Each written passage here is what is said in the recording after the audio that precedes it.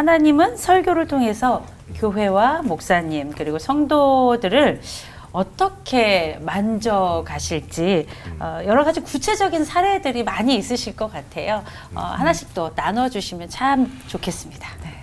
저는 일단 설교, 아까 말씀하신 대로 설교는 하나님께서 그 설교자를 통해서 사람들을 만져가시는 거거든요. 그렇기 때문에 설교자가 가져야 되는 가장 중요한 게 뭐냐면 의도를 안 가져야 된다고 생각을 해요.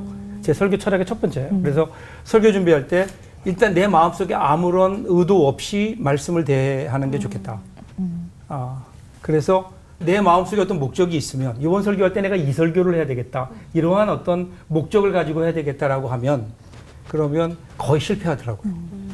오히려. 그래서 그거보다는 성경 자체가 가지고 있는 힘이 있잖아요. 그래서 성경에 나와 있는 그 말씀을 그대로 그들에게 전하고 그들을 성경 안으로 초대할 수 있다면 그러면 스스로 하나님께서 주신 그러한 어떤 은혜들을 경험하지 않을까. 그러니까 나중에 보면요. 은혜를 받았습니다라고 얘기할 때 보면 내가 강조했던 그 은혜 받는 사람 별로 없어요.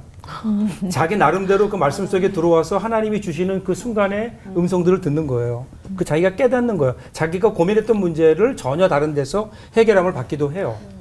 그래서 저는 어떤 설교를 통해서 뭐를 어떻게 하겠다라는 것보다 일단 그런 목적이 없이 하나님 말씀 그대로 전하자. 그리고 또 하나 소그룹을 좀 강화하려고 노력을 해요. 그래서 저희 교회는 예배가 끝나고 나면 그날의 설교의 주제를 가지고 설교를 가지고 소그룹으로 모여서 은혜를 나눠요. 네. 토론을 하고 그러면서 거기에서 나름대로 어떻게 살아야 되는지 대한 적용점 이런 것들을 많이 나누거든요. 그런 걸 통해서 하나님께서 많이 이렇게 만져가시는 것 같고 네. 변화가 나오게 되고 말씀대로 사는 구체적인 어떤 적용점들이 나오는 것 같아요. 네. 제가 15년 전에 저희 교회에 갔을 때 저희 교회가 대구에서 가장 큰 교회 중에 하나였는데 분규가 나서 이제 산산조각이 된 상태였어요. 그러니까 설교를 해도 웃지도 않고 또 재정의 빚도 많고 또 구역 예배를 안 드리더라고요. 그래서 부교육자들 구역 예배 안 드렸더니 안 드리는 게 나아요. 모이면 싸웁니다. 정말 이런 목회를 제가 시작하게 되면서 진짜 설교에 최선을 다했습니다. 그래서 에스겔 37장의 마른 뼈다구 같은 그런 모습이 저희 교회였어요. 그때 에스겔이 하나님의 말씀을 대언했을 때 살아났던 것처럼 하나님의 말씀을 대언하려고 많이 이렇게 설교에 최선을 다했고 또 하나님께서 날 기도하는데 이제 너의 교회는 피를 철철 흘리는 중상을 입은 교회니까 수혈을 해야 된다 그러시더라고요.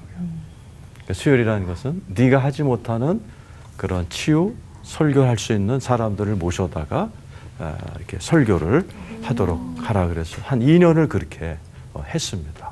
그러니까 저도 열심히 설교하고 보내주신 분들을 또 이렇게 설교하고 그때 하나님이 참 많은 설교자를 보내주셨어요. 외국 분들도 많이 보내주시고 15년이 지난 지금은 교회가 정말 놀랍게 회복이 됐죠. 그래서 설교가 정말 교회를 살리고 사람을 살리는 살아있는 말씀이구나. 네, 그런 것을 제가 경험하게 됐습니다. 저는 설교는 에스겔 37장처럼 메마른 뼈를 살리는 능력이 있다.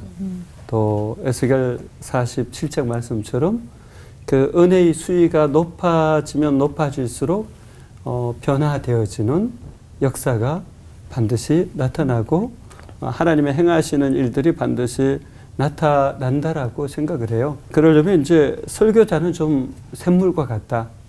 샘물은 계속해서 묵상해서 흘려보내면 펑펑펑펑 계속 솟아나잖아요. 근데 스스로 묵상하지 않으면 그 샘 근원이 다 찌꺼기에 의해서 막히잖아요.